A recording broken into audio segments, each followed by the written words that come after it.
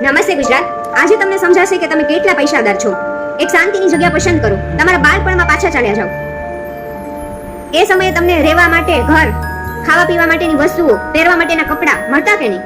તમારા શાળાની fees pay થઈ જતી કે નહીં? તમારી પાસે યુનિફોર્મ, ચોપડીઓ, લંચ બોક્સ, કંપાસ બોક્સ એ વગેરે વસ્તુઓ હતી કે નહીં?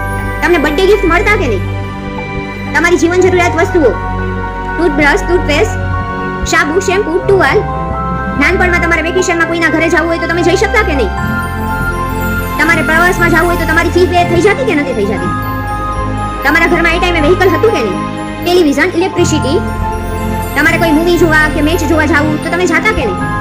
તો આ બધું તમને મળ્યું, મફતમાં જ મળ્યું છે. કોઈની પરસેવાની કમાણીમાંથી જ મળ્યું છે, રાઈટ? અને કદાચ અમુક વસ્તુ તો ભૂતકાળની તમને યાદ પણ નહીં હોય, તો આજે એ દરેક વસ્તુને યાદ કરી એની માટે કૃતજ્ઞતા વ્યક્ત કરો. કારણ કે ભૂતકાળમાં થયેલી કૃપા માટે કૃતજ્ઞતા વ્યક્ત કરવાથી ભવિષ્યમાં મળવા માટેની સંપત્તિમાં વધારો થશે, એ વાતની ગેરંટી લેખક આપે છે.